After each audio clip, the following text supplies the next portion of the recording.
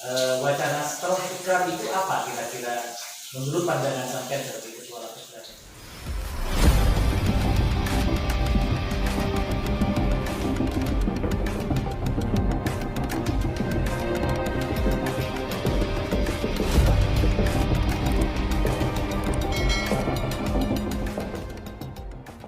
Assalamualaikum warahmatullahi wabarakatuh. Kita jumpa di Sahju Channel. Kita sekarang akan ngobrol terkait dengan isu atau wacana yang menarik di Kabupaten Sampang.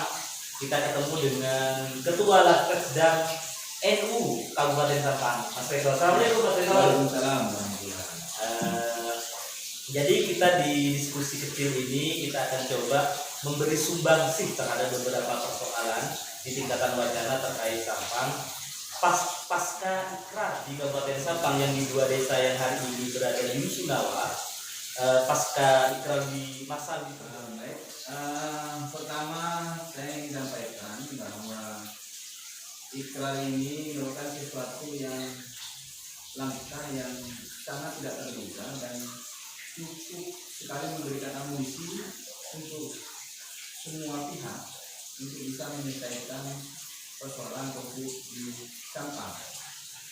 Karena dulu terjadi tarikan yang sangat kuat ketika orang si A boleh pulang asalkan bayar, itu versi yang di sini dulu ya, yang 2012 lah ya. 2012 sampai 2000 ini tarikan gini. Tarikan yang lain kelompok di Jumundu menginginkan pulang semua tanpa bayar.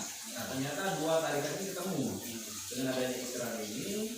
Nah, ketika Kata Jumundu beserta 274 pengikut yang menyatakan ikrar, ini adalah babak baru bagi Sampang untuk segera menyelesaikan persoalan.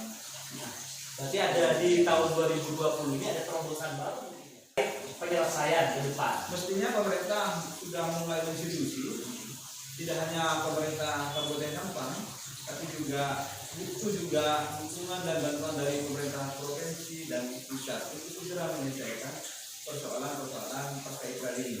Karena fenomena yang kita dapatkan di lapangan dan kita temukan bahwa pasca ikrar akan terjadi saling bully di Jumundu.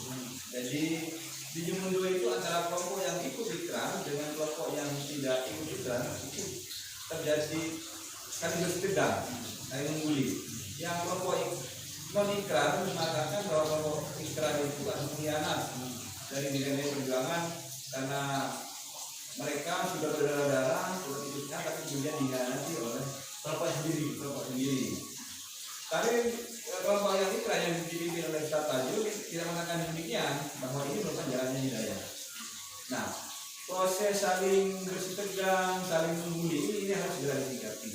Salah satu caranya adalah melakukan pemisahan terlebih dahulu. Di mundur kita pisahkan antara kelompok yang ikrar dengan kelompok yang tidak ikrar. Kalau sekarang misalkan yang tidak ikrar itu sampai berapa? Berapa orang yang belum ikut ikrar? 19. Oh 19 itu ya. Kalau ini dibiarin lama, kita khawatir gitu. Ada konflik baru di Jumundu. Nah ini butuh pemerintah provinsi sebenarnya. Pemerintah provinsi untuk segera memisahkan kedua kelompok ini. Ini terlebih dahulu. Ini jangka pendek itu yang harus dilakukan. Ketika ini sudah dipisahkan, lalu kemudian kita bersama-sama karena ini demi meyakinkan masyarakat, karena masyarakat juga pasca ikrar juga masih bervariasi. Ada yang percaya penuh, ada yang ragu, percaya atau tidak ragu. Bahkan ada yang tidak percaya sekali, tetap mengatakan, tetap berasumsi bahwa apa yang dilakukan oleh Ustaz Tajul Muluk dan ini sekarang kalau kita tadi ada tiga variasi ini harus kemudian ada yang ikrar, ada yang dibulatkan. misalkan Salah satu caranya dengan melakukan pembinaan sekian itu yang diminta. kira-kira Jadi pembinaan adanya mereka pembinaan keagamaan, bisa pendampingan belum pendampingan bisa kembali pulang kelahiran apa? Satu karena yang mau kita pulangkan ini orang, jadi bukan barang atau bukan boneka. Jadi bicara orang karena ini memiliki sejarah konflik masa silam, ini jelas meninggalkan meninggalkan jejak-jejak perasaan. Ada trauma di warga lokal ya. warga lokal terkait dengan konflik masa lalu itu. Nah, itulah tadi saya mengatakan bahwa di masyarakat lokal, masyarakat kampung di Karangdayang sama Buturan ini, pasca ikrar itu ada 3 variasi tadi itu. Ada yang percaya penuh, ragu-ragu, tidak percaya. Nah, itu akibat dari trauma ini. Banyak harus dilakukan atau melakukan konsolidasi perasaan. Nah, itu pertama. Jadi melakukan konsolidasi perasaan, dan salah satu cara untuk menguatkan perasaan ini, menguatkan keyakinan mereka bahwa Ustaz Tajul dan pengikutnya benar-benar kembali ke ajaran Ahlussunnah wal Jamaah, ditempuh dengan jalan melakukan pembinaan. Pembinaan itu dilakukan oleh para kiai atau ulama Sampang yang disepakati oleh warga. Teknisnya bisa kiai-kiai ke Jemundu seminggu sekali atau sesi yang lain, atau warga yang di Jemundu dibawa ke pesantren-pesantren yang ada di Kabupaten Sampang. Tapi informasinya lah, apakah itu benar atau tidak, beberapa kiai NU sebetulnya di Kabupaten Sampang ini sebetulnya menerima ya, terkait dengan ikrar mereka itu kan? Yang menerima Ada yang yakin maksudnya? ada yang menerima, ada yang belum. Kiai yang digabung, kalau KNU secara ikrar mereka menerima, tapi ada kiai karena mereka juga persoalan ini tidak bisa dilepaskan dari para kiai yang ada di kampung itu ya, ya. masyarakat dan sekitarnya. Karena dan juga kiai-kiai yang lain, karena kiai yang lain sama warga itu merasa dilanggar karena saat konflik dulu mulai 2006 telah mengadakan perjanjian terus dilanggar. 2007 perjanjian lagi dilanggar. 2010 perjanjian lagi di hadapan kiai dan juga dilanggar. Nah, trauma-trauma ini yang harus kita sembuhkan dari. Setelah melakukan konsolidasi perasaan, baru kita kemudian memikirkan terkait dengan penggunaan. Memang kita beda orang. Ya, kemungkinan ini begini. Jadi saya melihat sudah ada pergeseran ya. Nah, ini kita perlu pendalaman. Sejak 2012 sampai 2020 hari ini berarti 8 tahun.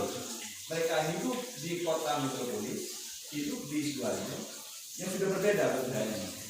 Jadi dari masyarakat agraris yang ada di sini menjadi urban.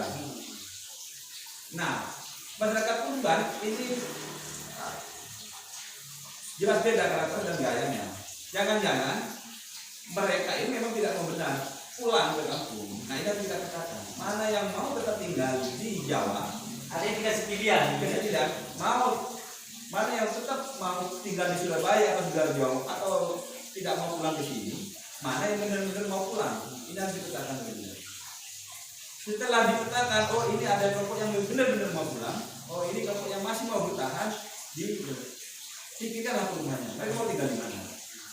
Pemukimannya ini tentu butuh kerjasama pemerintah Sampang, provinsi dan desa. Artinya mungkin gini ya. Artinya pemukiman sementara itu sebetulnya salah satu terobosan tidak harus di desa itu, tapi kemudian di Sampang di daerah mana gitu ya.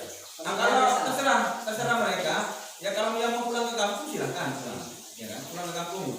Atau tetap ada yang mau tinggal di Surabaya atau sudah kemungkinan mereka sudah punya usaha di silakan.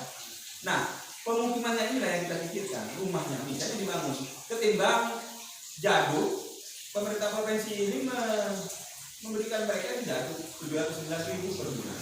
Itu tinggal dikali subsidi 709.000 kali 354 pada kondisi itu sekitar 1 M lebih setahun.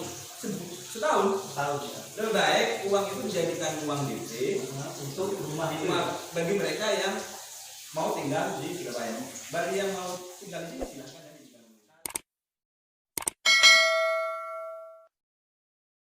Bagi para YouTuber, followers, subscriber, tetap ikuti terus Syahju Channel yang selalu ada yang baru dan mencerahkan.